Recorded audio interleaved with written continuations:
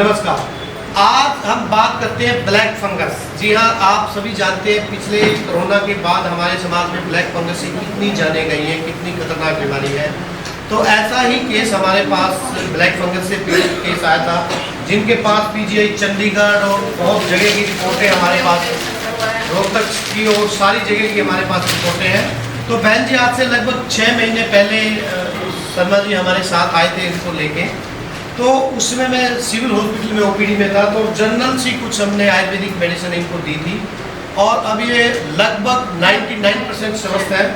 तो परमात्मा की दया से, ईश्वर की कृपा से, आयुर्वेद के माध्यम से असाध्य बीमारी, आप ब्लैक फंगस किसी भी एलोपैथिक चिकित्सक से पूछेंगे तो वो कहेगा कि इसका कोई इलाज नहीं है। और ये बहन जियों को भी बता दिया था, बाकी सारी बातें बहन जी आपको बताएंगी। बहन जी आप बताओ। जैसे ब्लैक फंगस की बीमारी मेरे को 3-4 साल पहले हुई थी। मैं जिंदल हॉस्पिटल में गई, वहाँ भी 1 हफ्ता मेरे को इमरजेंसी में रखा। उनको ये बीमारी नहीं समझ में आई, फिर उन्होंने मेरा ऑपरेशन किया, जैसे भाई वो पानी निकाला। उसके बाद 1 साल बाद फिर दोबारा ये दिक्कत होगी मेरे को, फिर मैंने रोहतक ऑपरेशन करवाया। तो रोहतक वालों ने यही कहा था कि भी आपको हर साल पानी निकलवाना पड़ेगा, इसका कोई इलाज नहीं है परमानेंट। तो मैं जैसे दवाइयाँ लेती गई, कोई फर्क ही नहीं पड़ रहा था हमसे। तो फिर जैसे सुमन ने मेरे को बताया भी आप कैथल जाओ डॉक्टर साहब के पास। तो मैं वहाँ गई तो मेरे को 5-6 महीने हो गए, कोई ज़्यादा दवाई नहीं थी। वो हल्दी दी थी और आयुर्वेदिक दवाई दी थी, उससे मेरे को पूरा आराम मिला। तो मैं कहना चाहूँगा दर्शकों से कि हल्दी जो है उसके अंदर क्यूरक्यूमिन 95 नाम का एक तत्व मिलता है। क्यूरक्यूमिन बहुत ज़बरदस्त तरीके से एंटी कैंसरस है, ब्रॉड स्पेक्ट्रम एंटी वायरल है, एंटी फंगल है, एंटी बैक्टीरियल है। तो वो एक प्रकार से इतनी ज़बरदस्त औषधि है कि अकेली हल्दी सैकड़ों बीमारियों को ठीक कर सकती है। लेकिन दुर्भाग्य से हम बाजार से हल्दी खरीदते हैं, मिलावटी हल्दी खाते हैं, तो उसमें दिक्कत आती है। तो मैंने वहाँ इनको गांठ वाली हल्दी और एक कैप्सूल आता है क्यूरक्यूमिन के नाम से, वो दिया तो इसको फौरन इसको रिलीफ मिला।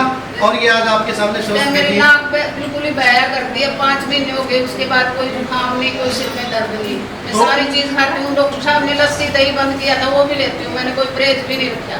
तो परहेज तो थोड़ा सा जरूर रखिए, फिर भी आराम है। लेकिन आराम देखो करने वाला ईश्वर है। मैं बार बार यही बात कहता हूँ कि करा करावा आपको आप मानस के कछु नहीं आप। लेकिन आयुर्वेद में बहुत ताकत है। आयुर्वेद की शरण में आप आएंगे तो असाध्य से असाध्य बीमारियों को भी ठीक कर सकते हैं। और हाथ कंगन को आरसी क्या, पढ़े लिखे को फारसी क्या। बहन जी अपना एड्रेस भी बता देंगे। और ये रिपोर्टर की था है भाई, कोई देखना चाहे। और मेरी एक आदत है कि मैं पेशेंट से सिर्फ उसकी तकलीफ पूछता हूँ, रिपोर्टें देखने की मेरी ज़्यादातर टेंडेंसी नहीं होती, क्योंकि मैं 25 साल से आयुर्वेद में काम कर रहा हूँ और मुझे पता है मेरे पास कैसे कैसे केस आते हैं और कहाँ कहाँ से निगलेक्ट होकर केस आते हैं। लेकिन ईश्वर की दया से वो सारे ही केस ठीक होते हैं। तो शर्मा जी जब उस समय लेके आए थे तो बड़े भयभीत थे। मैंने देखा था इनको सिविल हॉस्पिटल में, और इन्होंने लड़की की शादी करनी थी। इन्होंने मेरे को एक ही प्रार्थना की कि हमारी लड़की की शादी है, किसी न किसी तरीके से वो उस समय तक मैं स्वस्थ रह जाऊँ।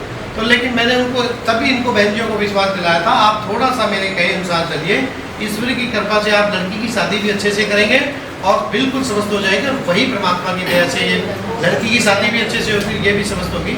तो इस प्रकार के जो क्रोनिक व्याधि के केस हैं तो एक बार हमसे संपर्क जरूर करें ताकि हम उनको बेहतर ट्रीट करें। बहुत बहुत धन्यवाद। बहन जी आप रहने वाले कहाँ के और डॉक्टर साहब से आप कहाँ मिले जी? मैं तो उचाना के लगे रहने वाली हूँ। अच्छा जी। डॉक्टर साहब से मैं सिविल हॉस्पिटल में